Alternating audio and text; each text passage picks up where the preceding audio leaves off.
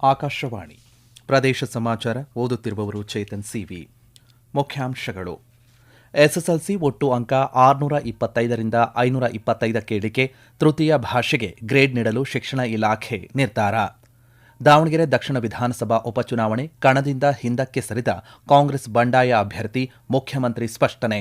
ಬೆಂಗಳೂರಿನಲ್ಲಿ ಐಪಿಎಲ್ ಪಂದ್ಯಾವಳಿ ಹಿನ್ನೆಲೆ ಸುರಕ್ಷತೆ ಕುರಿತಂತೆ ಅಧಿಕಾರಿಗಳು, ಕೆಎಸ್ಸಿಎ ಜೊತೆ ಸರ್ಕಾರದ ಮುಖ್ಯ ಕಾರ್ಯದರ್ಶಿ ಸಭೆ. ಚಿನ್ನಸ್ವಾಮಿ ಕ್ರೀಡಾಂಗಣದಲ್ಲಿ ನಾಳೆ ಐಪಿಎಲ್ ಉದ್ಘಾಟನಾ ಪಂದ್ಯ, ಸಾರ್ವಜನಿಕ ಸಾರಿಗೆ ಬಳಸುವಂತೆ ಪೊಲೀಸ್ ಇಲಾಖೆ ಮನವಿ. ಖೇಲೋ ಇಂಡಿಯಾ ಬುಡಕಟ್ಟು ಕ್ರೀಡಾಕೂಟ 13 ಚಿನ್ನದ ಪದಕದೊಂದಿಗೆ ಕರ್ನಾಟಕಕ್ಕೆ ಅಗ್ರಸ್ಥಾನ. ವಾರ್ತೆಗಳ ವಿವರ. ಶಿಕ್ಷಣ ಇಲಾಖೆ ಎಸ್ಎಸ್ಎಲ್ಸಿ ಪರೀಕ್ಷಾ ಮಂಡಳಿಯಲ್ಲಿ ಮಹತ್ವದ ಬದಲಾವಣೆ ಮಾಡಿದೆ. ಇನ್ನು ಮುಂದೆ ಎಸ್ಎಸ್ಎಲ್ಸಿ ಪರೀಕ್ಷೆಗೆ ಒಟ್ಟು 525 ಅಂಕಗಳನ್ನು ಮಾತ್ರ ನಿಗದಿಪಡಿಸಲಾಗಿದೆ. ಬೆಂಗಳೂರಿನಲ್ಲಿಂದು ಸುದ್ದಿಗೋಷ್ಠಿ ನಡೆಸಿದ ಶಿಕ್ಷಣ ಸಚಿವ ಮಧು ಬಂಗಾರಪ್ಪ, ತೃತೀಯ ಭಾಷೆ ಪರೀಕ್ಷೆಯ ಅಂಕಗಳನ್ನು ಅಂಕಪಟ್ಟಿಯಿಂದ ಹೊರಗಿಡಲಾಗಿದ್ದು, ಗ್ರೇಡ್ ಮೂಲಕ ಅಂಕ ನೀಡಲು ನಿರ್ಧರಿಸಲಾಗಿದೆ ಎಂದು ತಿಳಿಸಿದ್ದಾರೆ. ಈ third language will be graded only. Exam ನ ಇವರು ಬರೆಯೋದು 625 ಇತ್ತು. ಈ 100 ಮಾರ್ಕ್ಸ್ ಏನ್ ಬರೀತಾ ಇದ್ರಲ್ಲ, that will be converted into grades and not reflecting on the results. 525, but ಇದು ರಿಫ್ಲೆಕ್ಟ್ ಆಗುತ್ತೆ ಗ್ರೇಡ್. ಯಾಕೆ ಅಂದ್ರೆ ನಮ್ಮ ಕನ್ನಡಿಗರೇ ಆ ಭಾಷೆನೇ ಹೇಳ್ಕೊಡ್ತಾ ಇದ್ದಾರೆ. ಅಲೌಡ್ ಭಾಷೆ ಇದೆ, ನಾನು ಇದೇ ಭಾಷೆ ಅಂತ ಹೇಳೋದಿಲ್ಲ. ನಮ್ಮಲ್ಲಿ ಮೋಸ್ಟ್ಲಿ 13-14 ಭಾಷೆ ಇದ್ದಾವೆ. ನಮ್ಮ ಮಾತೃಭಾಷೆ ಬಿಟ್ಟರೆ ಎಲ್ಲ ಮಕ್ಕಳು ಕೂಡ 525ಕ್ಕೆ ಅವರು ಪಾಸ್ ಫೇಲ್ ಆಗುತ್ತೆ. ಬಟ್ ಗ್ರೇಡಿಂಗ್ ಅವರಿಗೆ ABC D ವರ್ಗೂ ಕೊಡ್ತಾರೆ, ಏನೋ ಗೊತ್ತಿಲ್ಲ, ಮೋಸ್ಟ್ಲಿ D ವರ್ಗೂ ಅಂತ ಹೇಳಿದ್ದಾರೆ. ಈ ಹೊಸ ನಿಯಮವು ಹೊಸ ಶೈಕ್ಷಣಿಕ ವರ್ಷದಿಂದಲೇ ಜಾರಿಗೆ ಬರಲಿದೆ. ಹಿಂದಿ ಪರೀಕ್ಷೆಯ ಅಂಕವನ್ನು ABCD ಎಂಬ ಗ್ರೇಡ್ನಲ್ಲಿ ನೀಡಲಾಗುವುದು. ಇದರಿಂದ ಒಟ್ಟು ಅಂಕಗಳು 625ರಿಂದ 525ಕ್ಕೆ ಇಳಿಕೆಯಾಗಲಿದೆ. ವಿದ್ಯಾರ್ಥಿಗಳು ತೃತೀಯ ಭಾಷೆಯ ಪರೀಕ್ಷೆ ಬರೆಯುವುದು ಕಡ್ಡಾಯವಾಗಿದೆ.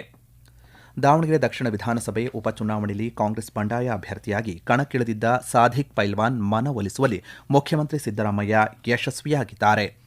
ಬೆಂಗಳೂರಿನಲ್ಲಿಂದು ಮುಖ್ಯಮಂತ್ರಿ ಸಿದ್ದರಾಮಯ್ಯ ಅವರನ್ನು ತಮ್ಮ ಬೆಂಬಲಿಗರ ಜೊತೆಗೆ ಭೇಟಿಯಾಗಿ ಸಾದಿಕ್ ಪೈಲ್ವಾನ್ ಮಾತುಕತೆ ನಡೆಸಿದ್ದಾರೆ. ಶಾಸಕರಾದ ರಿಜ್ವಾನ್ ಹರ್ಷದ್, ಸಲೀಂ ಅಹಮದ್ ದಾವಣಗೆರೆಯಲ್ಲಿ ಸಾದಿಕ್ ಪೈಲ್ವಾನ್ ಅವರ ನಿವಾಸಕ್ಕೆ ತೆರಳಿ ನಾಮಪತ್ರ ಹಿಂಪಡೆಯುವಂತೆ ಮನವಿ ಮಾಡಿದ್ದಾರೆ. ಈ ಹಿನ್ನೆಲೆಯಲ್ಲಿ ಇಂದು ಮುಖ್ಯಮಂತ್ರಿ ಸಿದ್ದರಾಮಯ್ಯ ಅವರು ಬೆಂಗಳೂರಿಗೆ ಕರೆಸಿ ಮನವೊಲಿಸುವಲ್ಲಿ ಯಶಸ್ವಿಯಾಗಿದ್ದಾರೆ. ಪೈಲ್ವಾನ್ ಹೆಸರು ಮಾತ್ರ ಕಣದಲ್ಲಿ ಇರಲಿದ್ದು, ಅವರು ತಮ್ಮ ಪರ ಚುನಾವಣೆ ಪ್ರಚಾರ ನಡೆಸದೆ ದೂರ ಉಳಿಯಲಿದ್ದಾರೆ. ದಾವಣಗೆರೆ ದಕ್ಷಿಣ ಮತ್ತು ಬಾಗಲಕೋಟೆ ವಿಧಾನಸಭಾ ಉಪಚುನಾವಣೆಯಲ್ಲಿ ಕಾಂಗ್ರೆಸ್ ಗೆಲುವು ಸಾಧಿಸಲಿದೆ ಎಂದು ಮುಖ್ಯಮಂತ್ರಿ ಸಿದ್ದರಾಮಯ್ಯ ವಿಶ್ವಾಸ ವ್ಯಕ್ತಪಡಿಸಿದ್ದಾರೆ. ಬೆಂಗಳೂರಿನ ಕಾಂಗ್ರೆಸ್ ಭವನದಲ್ಲಿಂದು ಸುದ್ದಿಗಾರರೊಂದಿಗೆ ಮಾತನಾಡಿದ ಅವರು, ದಾವಣಗೆರೆ ದಕ್ಷಿಣ ವಿಧಾನಸಭಾ ಕ್ಷೇತ್ರದಲ್ಲಿ ಸ್ವತಂತ್ರ ಅಭ್ಯರ್ಥಿಯಾಗಿ ನಾಮಪತ್ರ ಸಲ್ಲಿಸಿದ್ದ ಸಾದಿಕ್ ಪೈಲ್ವಾನ್ ಉಮೇದುವಾರಿಕೆ ಹಿಂಪಡೆದಿದ್ದಾರೆ ಎಂದು ಸ್ಪಷ್ಟಪಡಿಸಿದ್ದಾರೆ. ದಾವಣಗೆರೆಯಲ್ಲಿ 70,000 ಮುಸ್ಲಿಂ ಮತದಾರರಿದ್ದು ಪೈಲ್ವಾನ್ ಟಿಕೆಟ್ ಆಕಾಂಕ್ಷಿಯಾಗಿದ್ದರು. ಆದರೂ ಹೈಕಮಾಂಡ್ ಮೃತರಾದ ಶಾಸಕರ ಕುಟುಂಬದ ವರ್ಗದವರಿಗೆ ಟಿಕೆಟ್ ನೀಡುವ ಪದ್ಧತಿಯಂತೆ ಸಮರ್ಥ್ ಮಲ್ಲಿಕಾರ್ಜುನ್ಗೆ ಟಿಕೆಟ್ ನೀಡಲಾಗಿದೆ ಎಂದು ಸಮರ್ಥಿಸಿಕೊಂಡಿದ್ದಾರೆ.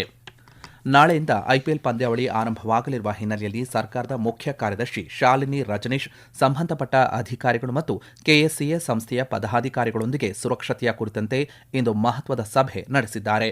ಈ ವೇಳೆ ಪಂದ್ಯಾವಳಿ ಆಯೋಜನೆಗೆ ಇರುವ ಷರತ್ತುಗಳು ಮತ್ತು ಎಚ್ಚರಿಕೆಯ ನಿಯಮಗಳನ್ನು ಕಟ್ಟುನಿಟ್ಟಾಗಿ ಪಾಲಿಸುವಂತೆ ಸಭೆಯಲ್ಲಿ ಸೂಚನೆ ನೀಡಿದ್ದಾರೆ. ಅಧಿಕಾರಿಗಳು ಮತ್ತು ಸಂಸ್ಥೆಗಳು ಪಂದ್ಯದ ವೇಳೆ ಹೈ ಅಲರ್ಟ್ ಆಗಿರಬೇಕು. ಕ್ಷಣದ ಮಾಹಿತಿಗಳನ್ನು ಅಧಿಕಾರಿಗಳಿಗೆ ವಿನಿಮಯ ಮಾಡಿಕೊಳ್ಳಬೇಕು ಎಂದು ಸಲಹೆ ನೀಡಿದ್ದಾರೆ. ಮೆಟ್ರೋ ರೈಲಿನ ಪ್ರಯಾಣಿಕರ ಸಾಂದ್ರತೆ, ಮೆಟ್ರೋ ಸಂಚರಿಸುವ ವೇಳಾಪಟ್ಟಿ, ಹೆಚ್ಚುವರಿ ಭದ್ರತೆ ಕುರಿತಂತೆಯೂ ಎಚ್ಚರಿಕೆ ವಹಿಸುವಂತೆ ಅವರು ನಿರ್ದೇಶನ ನೀಡಿದ್ದಾರೆ. ಸಂಸದರು ಹಾಗೂ ಶಾಸಕರಿಗೆ ಐಪಿಎಲ್ ಸೇರಿದಂತೆ ಅಂತಾರಾಷ್ಟ್ರೀಯ ಕ್ರಿಕೆಟ್ ಪಂದ್ಯಾವಳಿಗಳ ಟಿಕೆಟ್ ವಿತರಣೆ ಸಂಬಂಧ ಇಂದು ಉಪಮುಖ್ಯಮಂತ್ರಿ ಡಿಕೆ ಶಿವಕುಮಾರ್ ಅವರು ಕೆಎಸ್ಸಿಎ ಅಧ್ಯಕ್ಷ ವೆಂಕಟೇಶ್ ಪ್ರಸಾದ್ ಹಾಗೂ ಇತರೆ ಪದಾಧಿಕಾರಿಗಳೊಂದಿಗೆ ಸಮಾಲೋಚನಾ ಸಭೆ ನಡೆಸಿದರು. ಇದಕ್ಕೂ ಮೊದಲು ಮುಖ್ಯಮಂತ್ರಿ ಸಿದ್ದರಾಮಯ್ಯ ಅವರು ವೆಂಕಟೇಶ್ ಪ್ರಸಾದ್ ಐಪಿಎಲ್ ಆಹ್ವಾನ ನೀಡುವ ಸಂದರ್ಭದಲ್ಲಿ ಶಾಸಕರಿಗೆ ಟಿಕೆಟ್ ನೀಡುವಂತೆ ಸಲಹೆ ನೀಡಿದ್ದರು. ಈ ಹಿನ್ನೆಲೆಯಲ್ಲಿ ಕೆಎಸ್ಸಿಎ ಶಾಸಕರಿಗೆ ಟಿಕೆಟ್ ನೀಡುವ ಭರವಸೆ ನೀಡಿದೆ. ಬೆಂಗಳೂರಿನ ಚಿನ್ನಸ್ವಾಮಿ ಕ್ರೀಡಾಂಗಣದಲ್ಲಿ ಐಪಿಎಲ್ 2026ರ ಉದ್ಘಾಟನಾ ಪಂದ್ಯ ನಾಳೆ ನಡೆಯಲಿದೆ. ಉದ್ಘಾಟನಾ ಪಂದ್ಯದಲ್ಲಿ ರಾಯಲ್ ಚಾಲೆಂಜರ್ಸ್ ಬೆಂಗಳೂರು ಹಾಗೂ ಸನ್ರೈಸರ್ಸ್ ಹೈದರಾಬಾದ್ ತಂಡಗಳು ಮುಖಾಮುಖಿಯಾಗಲಿವೆ. ಮುನ್ನೆಚ್ಚರಿಕಾ ಕ್ರಮವಾಗಿ ಬೆಂಗಳೂರಿನಲ್ಲಿ ಬಿಗಿ ಪೊಲೀಸ್ ಬಂದೋಬಸ್ತ್ ಏರ್ಪಡಿಸಲಾಗಿದೆ. ಸಾರ್ವಜನಿಕರು ಮೆಟ್ರೋ ಮತ್ತು ಬಿಎಂಟಿಸಿ ಸಾರಿಗೆ ವ್ಯವಸ್ಥೆಯನ್ನು ಬಳಸುವಂತೆ ಪೊಲೀಸರು ಮನವಿ ಮಾಡಿದ್ದಾರೆ. ಪ್ರವೇಶ ಹಾಗೂ ನಿರ್ಗಮನ ದ್ವಾರಗಳ ಸಂಖ್ಯೆಯನ್ನು ದ್ವಿಗುಣಗೊಳಿಸಲಾಗಿದ್ದು, ಈ ಬಾರಿ 22ರಿಂದ 45 ದ್ವಾರಗಳನ್ನು ತೆರೆಯಲಾಗಿದೆ. ಪ್ರೇಕ್ಷಕರು ಟಿಕೆಟ್ನಲ್ಲಿ ನೀಡಿರುವಂತಹ ಸೂಚನೆಗಳನ್ನು ಕಟ್ಟುನಿಟ್ಟಾಗಿ ಪಾಲಿಸಬೇಕು ಎಂದು ನಗರ ಪೊಲೀಸ್ ಆಯುಕ್ತ ಸೀಮಂತ್ ಕುಮಾರ್ ಸಿಂಗ್ ತಿಳಿಸಿದ್ದಾರೆ. ಚಿನ್ನಸ್ವಾಮಿ ಕ್ರೀಡಾಂಗಣದ ಸುತ್ತಮುತ್ತ ನೋ ಪಾರ್ಕಿಂಗ್ ಇರಲಿದ್ದು, ಬೇರೆಡೆ ಪಾರ್ಕಿಂಗ್ ವ್ಯವಸ್ಥೆಯನ್ನು ಮಾಡಲಾಗಿದೆ. ಪ್ರದೇಶ ಸಮಾಚಾರ ಕೇಳುತ್ತಿದ್ದೀರಿ. ನಮ್ಮ ಎಲ್ಲಾ ರಾಷ್ಟ್ರೀಯ ವಾರ್ತೆಗಳು ಹಾಗೂ ಪ್ರದೇಶ ಸಮಾಚಾರ ಈಗ ಆಕಾಶವಾಣಿ ನ್ಯೂಸ್ ಕನ್ನಡ ಯೂಟ್ಯೂಬ್ ಚಾನೆಲ್ನಲ್ಲಿ ಲಭ್ಯ. ನಮ್ಮ ಎಕ್ಸ್ ಖಾತೆ ಮತ್ತು ಇನ್ಸ್ಟಾಗ್ರಾಂ ಖಾತೆ ಆಕಾಶವಾಣಿ ನ್ಯೂಸ್ ಕನ್ನಡ. ಹೆಚ್ಚಿನ ಮಾಹಿತಿಗಾಗಿ ನಮ್ಮ ಫೇಸ್ಬುಕ್ ಖಾತೆ ಆಕಾಶವಾಣಿ ವಾರ್ತೆ ಕನ್ನಡವನ್ನು ಅನುಸರಿಸಿ. ಮಾಹಿತಿಯ ಹೂರಣ ವಾರದ ಕಾರ್ಯಕ್ರಮ ಪ್ರಚಲಿತ ವಿದ್ಯಮಾನ ಪ್ರತಿ ಬುಧವಾರ 9:15ಕ್ಕೆ.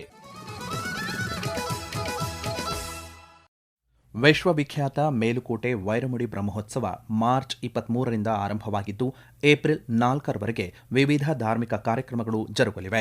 ಕಾನೂನು ಸುವ್ಯವಸ್ಥೆ ಹಾಗೂ ಭದ್ರತೆಗಾಗಿ 1210 ಆರಕ್ಷಕ ಸಿಬ್ಬಂದಿ ನಿಯೋಜನೆ ಮಾಡಲಾಗಿದೆ ಎಂದು ಮಂಡ್ಯ ಜಿಲ್ಲಾಧಿಕಾರಿ ಡಾ ಕುಮಾರ್ ತಿಳಿಸಿದ್ದಾರೆ. ನಾಳೆ ವೈರಮುಡಿ ಕಿರೀಟಧಾರಣೆ ಉತ್ಸವ ನಡೆಯಲಿದ್ದು ಭಕ್ತರಿಗೆ ತೊಂದರೆಯಾಗದಂತೆ ಕ್ರಮ ವಹಿಸಲು ಅಧಿಕಾರಿಗಳಿಗೆ ಅವರು ಕಟ್ಟುನಿಟ್ಟಿನ ಸೂಚನೆಯನ್ನು ನೀಡಿದ್ದಾರೆ. ಏಪ್ರಿಲ್ 1ರಂದು ತುಮಕೂರಿನ ಸಿದ್ದಗಂಗಾ ಮಠದ ಲಿಂಗೈಕ್ಯ ಶ್ರೀ ಶಿವಕುಮಾರ ಸ್ವಾಮೀಜಿ ಅವರ ಜಯಂತಿಯ ಕಾರ್ಯಕ್ರಮದಲ್ಲಿ ರಾಷ್ಟ್ರಪತಿ ದ್ರೌಪದಿ ಮುರ್ಮು ಭಾಗಿಯಾಗಲಿದ್ದಾರೆ. ಈ ಕುರಿತಂತೆ ಅಧಿಕಾರಿಗಳೊಂದಿಗೆ ಸಭೆ ನಡೆಸಿ ಮಾತನಾಡಿದ ಜಿಲ್ಲಾಧಿಕಾರಿ ಶುಭಾ ಕಲ್ಯಾಣ್, ವಾಹನ ಸಂಚಾರ ಮಾರ್ಪಡಿಸಲು ಕ್ರಮ ವಹಿಸುವಂತೆ ಜಿಲ್ಲಾ ಪೊಲೀಸ್ ವರಿಷ್ಠಾಧಿಕಾರಿಗಳಿಗೆ ಸೂಚನೆ ನೀಡಿದ್ದಾರೆ.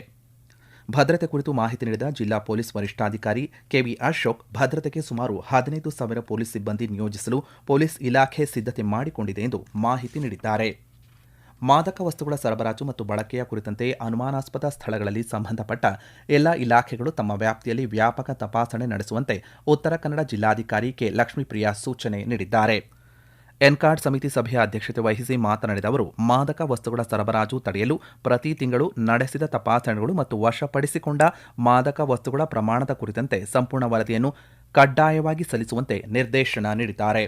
ಮಾದಕ ವಸ್ತುಗಳ ಬಳಕೆಯ ದುಷ್ಪರಿಣಾಮಗಳ ಬಗ್ಗೆ ಶಾಲಾ ಕಾಲೇಜುಗಳಲ್ಲಿ ಹೆಚ್ಚಿನ ಜಾಗೃತಿ ಮೂಡಿಸುವಂತೆ ಅಧಿಕಾರಿಗಳಿಗೆ ಅವರು ಸೂಚನೆ ನೀಡಿದ್ದಾರೆ. ಅಂಚೆ ಇಲಾಖೆಯಲ್ಲಿ ಸ್ವೀಕೃತವಾಗುವ ಮತ್ತು ಕೊರಿಯರ್ ಸಂಸ್ಥೆಗಳ ಮೂಲಕ ಆಗಮಿಸುವ ಅನುಮಾನಾಸ್ಪದ ಪಾರ್ಸಲ್ಗಳನ್ನು ತಪಾಸಣೆಗೆ ನಡೆಸುವಂತೆ ಅವರು ಸೂಚನೆ ನೀಡಿದ್ದಾರೆ. ಚಿಕ್ಕಬಳ್ಳಾಪುರ ಜಿಲ್ಲೆಯಲ್ಲಿ ಪ್ರಸ್ತುತ 19 ಗ್ರಾಮ ಪಂಚಾಯಿತಿಗಳ 23 ಗ್ರಾಮಗಳಲ್ಲಿ ಕುಡಿಯುವ ನೀರಿನ ಸಮಸ್ಯೆ ಇದ್ದು, ಮುಂದಿನ ದಿನಗಳಲ್ಲಿ ಇನ್ನೂ 66 ಗ್ರಾಮಗಳಲ್ಲಿ ಕುಡಿಯುವ ನೀರಿನ ಸಮಸ್ಯೆ ಎದುರಾಗುವ ಸಾಧ್ಯತೆಗಳು ಇದೆ. ಸಂಬಂಧಪಟ್ಟ ಇಲಾಖೆಗಳ ಅಧಿಕಾರಿಗಳು ಕೂಡಲೇ ಜಾಗೃತರಾಗಿ ಮುನ್ನೆಚ್ಚರಿಕಾ ಕ್ರಮ ತೆಗೆದುಕೊಳ್ಳುವಂತೆ ಜಿಲ್ಲಾಧಿಕಾರಿ ಜಿ ಪ್ರಭು ಸೂಚನೆ ನೀಡಿದ್ದಾರೆ. ಜಿಲ್ಲಾಡಳಿತ ಭವನದಲ್ಲಿ ನಡೆದ ಜಿಲ್ಲಾ ವಿಪತ್ತು ನಿರ್ವಹಣಾ ಪ್ರಾಧಿಕಾರ ಸಭೆಯ ಅಧ್ಯಕ್ಷತೆ ವಹಿಸಿ ಮಾತನಾಡಿದ ಅವರು, ನಗರ ಪ್ರದೇಶದಲ್ಲಿರುವಂತಹ 14 ಸಮಸ್ಯಾತ್ಮಕ ವಾರ್ಡ್ಗಳಿಗೆ 9 ಖಾಸಗಿ ಟ್ಯಾಂಕರ್ ಮತ್ತು 10 ಖಾಸಗಿ ಕೊಳವೆ ಬಾವಿಗಳ ಮೂಲಕ ಕುಡಿಯುವ ನೀರು ಪೂರೈಸಲಾಗುತ್ತಿದೆ.